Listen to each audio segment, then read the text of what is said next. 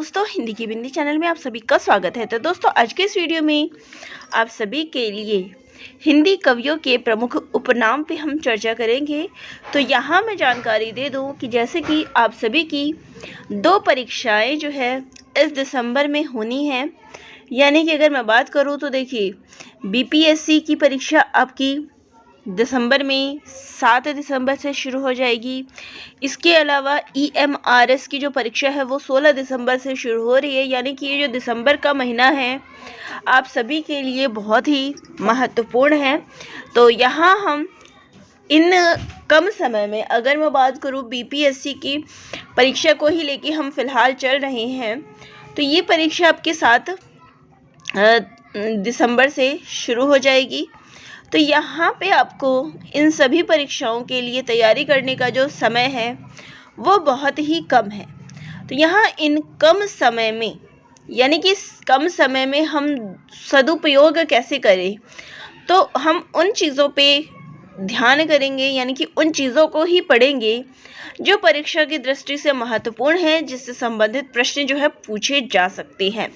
तो आने वाले कुछ दिनों में उन्हीं टॉपिक से हम कंटिन्यू वीडियो देखते चले जाएंगे जो हमारे विषय के लिए महत्वपूर्ण है। तो चलिए शुरू करते हैं आज कवियों के उपनाम से, क्योंकि एक प्रश्न यहाँ से बन के आपका ज़रूर आता है। तो पहले कवि हैं स्वयंभू। इनको अपभ्रंश का वाल्मीकि, अपभ्रंश का कालिदास कहा जाता है और ये कहने वाली हैं डॉक्टर भयाणी। अब बात करेंगे पुष्पदंत की, तो इनको अपभ्रंश का भवभूति कहा जाता है और ये शिव सिंह सेंगर ने कहा है। तो कई बार परीक्षा में ये पूछ लेते हैं कि अपभ्रंश का भवभूति कौन है और किसने कहा है, तो शिव सिंह सेंगर ने। अभिमान मेरु, तो अभिमान मेरु ये भी कहा जाता है और पुष्पदंत ने स्वयं को ये चीज़ कहा है, अभिमान मेरु। ठीक है। कबीर की भाषा के संबंध में क्या कहा गया है, इनको भाषा का डिटेक्टर कहा गया है और ये कहने वाले हैं आचार्य हजारी प्रसाद द्विवेदी। पंचमेल खिचड़ी ये श्याम सुंदर दास ने कहा है। इनकी भाषा को सधुक्कड़ी कहा है आचार्य रामचंद्र शुक्ल ने। अब बात करेंगे तुलसीदास की। इनको मुगल काल का सबसे महान व्यक्ति कहा गया है और ये कहा है स्मिथ ने। कली काल का वाल्मीकि ये कहने वाले हैं नाभादास। बुद्ध देव के बाद सबसे बड़ा लोकनायक ये कहने वाले हैं डॉक्टर गिरिसन। चलता फिरता तुलसी तरु ये कहने वाले हैं मधुसूदन सरस्वती। लोक मंगल का कवि ये कहा है आचार्य रामचंद्र शुक्ल ने। नारी निंदक ये कहा है मिश्र बंधुओं ने। इसके बाद बात करेंगे सूरदास की। इनको उद्धव का अवतार कहा गया है। पुष्टि मार्ग के जहाज के रूप में इनको जाना जाता है और ये किसने कहा है कि ये पुष्टि मार्ग के जहाज है, विट्ठलनाथ ने। इसके बाद बात करेंगे रस खान की। इनको पीयूष वर्षी कवि जो है कहा जाता है, यानी कि अमृत की वर्षा करने वाला कवि। इसके बाद बात करेंगे बिहारी की। तो इनको पीयूष वर्षी मेघ कवि कहा जाता है और ये कहने वाले हैं डॉक्टर राधा चरण गोस्वामी। और इसके अलावा शब्दों के चतुर प्रयोक्ता मात्र ये कहने वाले हैं रेवेरेड एडविन ग्रिब्स ने ये चीज़ इनको कही है। फिर इनको जो है ध्वनिवादी कवि कहा है और ये कहने वाले हैं डॉक्टर नगिंदर। इसके अलावा देखिए बिहारी की काव्य को, तो बिहारी की काव्य को किसने क्या कहा है, तो पद्म सिंह शर्मा ने शक्कर की रोटी कहा है। तो बिहारी के काव्य को पद्म सिंह शर्मा ने शक्कर की रोटी कहा है। बिहारी के दोहे को आचार्य रामचंद्र शुक्ल ने बिहारी के दोहों को रस की पिचकारी कहा है। तो आचार्य रामचंद्र शुक्ल ने बिहारी के दोहों को रस की पिचकारी कहा है। अब बात करेंगे मुंज कवि की। तो इनको भाखा की जड़ कहा गया है और ये कहने वाले हैं शिव सिंह सेंगर। इसके बाद बात करेंगे विद्यापति की। तो इनको दशावधान कहा गया है और ये कहने वाले हैं दिल्लीपति राजा ने ये कहा है। इसके बाद इनको पंचदेवोपासक कहा है और ये कहने वाले हैं हरप्रसाद शास्त्री। इनको अभिनव जयदेव की उपाधि मिली हुई है और अभिनव जयदेव की इनको उपाधि महाराज शिव सिंह सेंगर ने दी है। जातीय कवि ये कहा है इनको डॉक्टर बच्चन सिंह ने। कुछ स्तन कवि ये कहा है बाबूराम सक्सेना और हरप्रसाद शास्त्री ने। अरूप का कवि डॉक्टर बच्चन सिंह ने। इसके अलावा शुद्ध श्रृंगारिक कवि इनको विद्यापति के बारे में ये बात कर रहे हैं, ये कहने वाले हैं रामविलास शर्मा ने इनको शुद्ध श्रृंगारिक कवि कहा है। इसके अलावा श्रृंगार रस का सिद्धवाक कवि ये कहने वाले हैं आचार्य हजारी प्रसाद द्विवेदी। अब बात करेंगे केशवदास की। इनको कठिन काव्य का प्रेत कहा गया है। इसके अलावा उक्त वैचित्र शब्द क्रीड़ा का प्रेमी ये कहने वाले हैं आचार्य रामचंद्र शुक्ल। कोट के कवि ये कहा है डॉक्टर विजयपाल सिंह ने। क्लासिक पंडित ये कहा है डॉक्टर बच्चन सिंह ने। तो ये सारी चीज़ें जो है किनके विषय में कही गई है, केशवदास के विषय में। अब बात करेंगे मतीराम की। तो मतीराम को बिहारी के समान चक्करदार नहीं, ये इनके विषय में कहा गया है। इसके अलावा सच्चा कवि हृदय ये कहा है आचार्य रामचंद्र शुक्ल ने। बिहारी का अनुकर्ता ये कहा है आचार्य हजारी प्रसाद द्विवेदी ने। तो देखिए जहाँ पे आचार्य रामचंद्र शुक्ल ने सच्चा कवि हृदय कहा है, वहीं पे हजारी प्रसाद द्विवेदी ने इनको बिहारी का अनुकर्ता बताया है। इसके बाद बात करेंगे भूषण की। इनको भारतीय जनजीवन का प्रथम कवि कहा है डॉक्टर विश्वनाथ प्रसाद मिश्र ने। इसके बाद बात करेंगे शमशेर बहादुर सिंह की। इनको कवियों का कवि जो है कहा गया है। इसके अलावा शिल्प पक्ष की समृद्धि के कारण, यानी इनका जो शिल्प पक्ष था वो मजबूत था, इसके कारण इनको कवियों का कवि कहा गया है और ये कहने वाले हैं अज्ञेयजी। इसके अलावा इनको मूड्स का कवि कहा गया है। तो देखिए परीक्षा में पूछा जाता है कि मूड्स का कवि किनको कहा गया है, और ये कहा गया है शमशेर बहादुर सिंह को, कहने वाले हैं मलयज। इसके अलावा प्रणय जीवन का प्रसंगबद्ध रसवादी कवि ये कहा है मुक्तिबोध ने। बाद के कवि शमशेर की शमशेरियत ये कहने वाले हैं विष्णु खरे। तो ये दोनों चीज़ें विष्णु खरे ने कही है। मैं उर्दू और हिंदी का दोआब हूँ, ये बात शमशेर बहादुर सिंह ने स्वयं के विषय में कही है। इसके बाद बात करेंगे भारतेंदु हरिश्चंद्र की। तो इनको जो है भारतेंदु कहा गया है। 1880 पत्रिका में पंडित रघुनाथ सुधाकर द्विवेदी रामेश्वर व्यास ने इनको भारतेंदु की उपाधि दी थी। इनको नवजागरण का अग्रदूत भी कहा गया है। ठीक है, तो इनको नवजागरण का अग्रदूत भी परीक्षा में पूछ लेते हैं। इसके बाद बात करेंगे मुक्तिबोध की।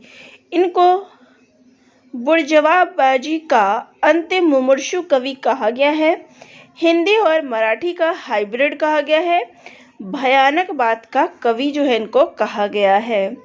इसके बाद बात करेंगे त्रिलोचन की। इनको अवध का किसान कहा है मुक्तिबोध ने। इसके अलावा इनको धरती का कवि भी कहा जाता है। गिरिजा कुमार माथुर, इनको अतिवादी को छूने वाला कवि कहा गया है। इसके अलावा इंद्रियता के कवि भी इनको कहा गया है। इसके बाद बात करेंगे मीराबाई की।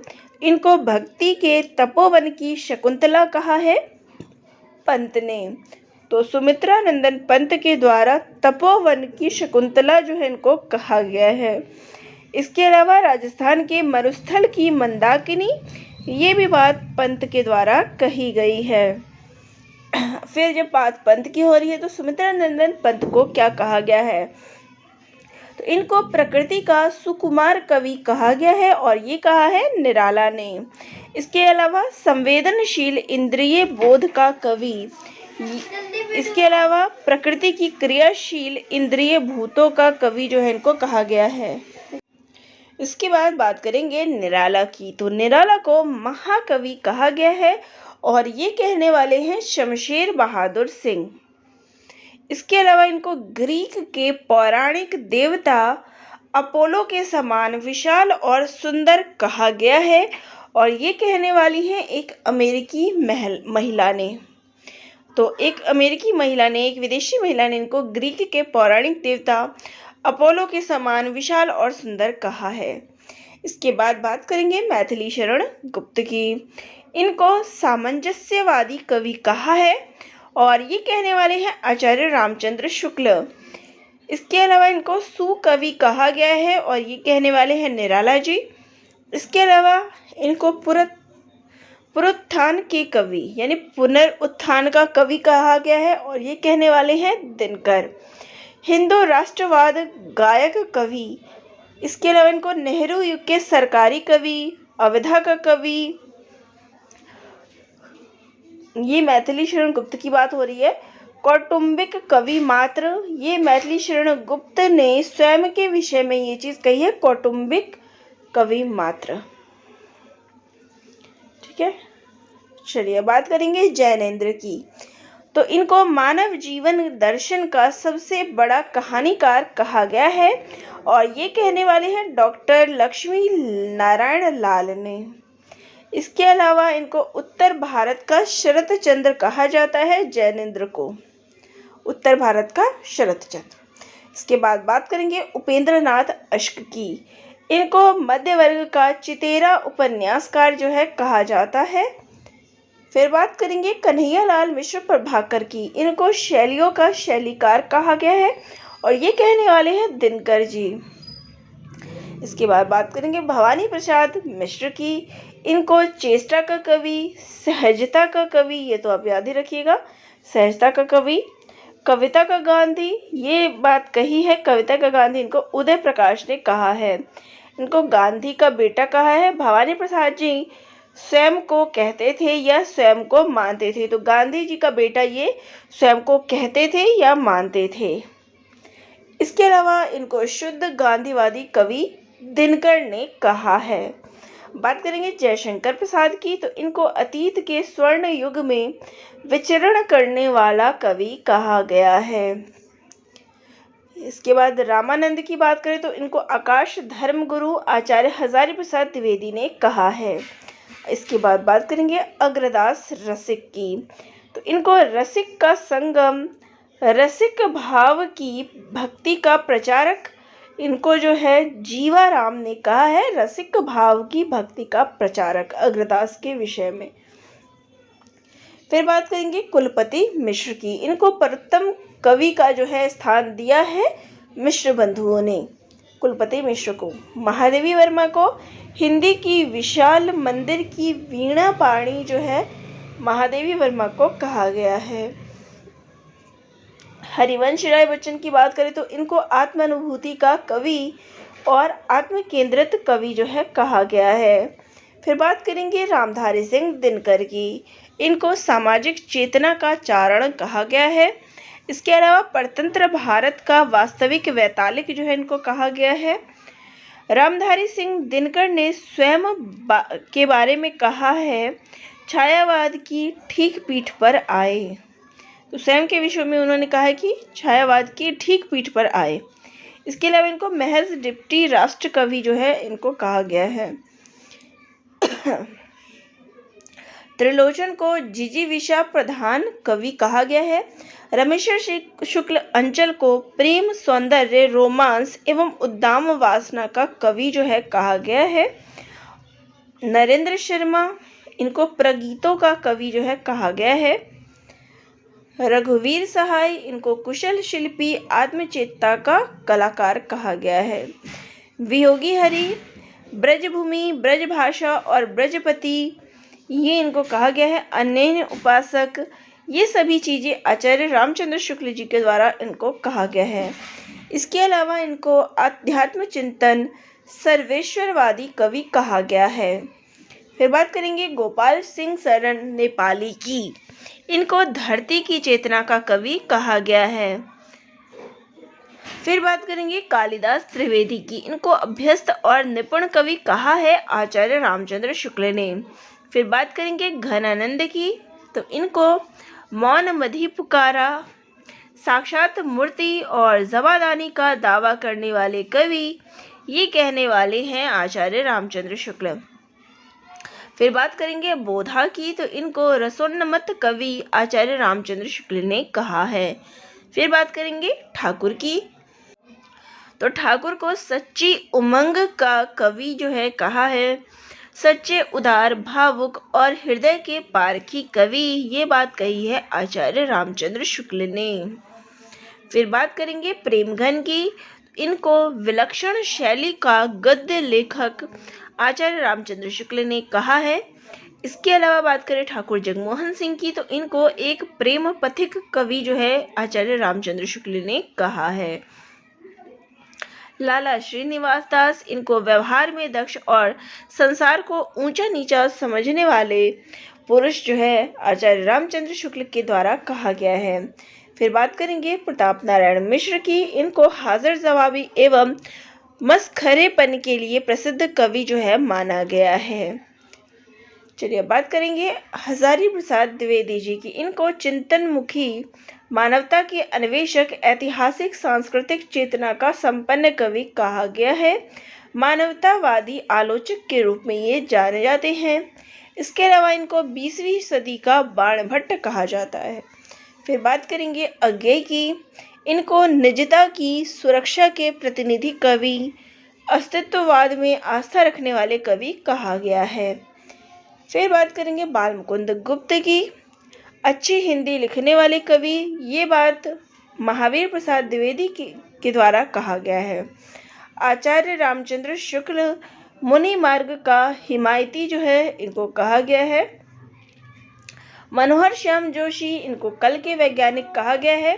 भगवती चरण वर्मा स्वरति के कवि, धर्मवीर भारती प्रेम के कवि, देव प्रगल्भ और प्रतिभा संपन्न, ये कहने वाले हैं आचार्य रामचंद्र शुक्ल। तो ये सारे कवियों के उपनाम या फिर आचार्य रामचंद्र शुक्ल ने इनको क्या चीज़ें कही है। परीक्षा में ऐसे प्रश्न जो है पूछे जाते हैं, तो इसलिए ये टॉपिक भी कराना महत्वपूर्ण था।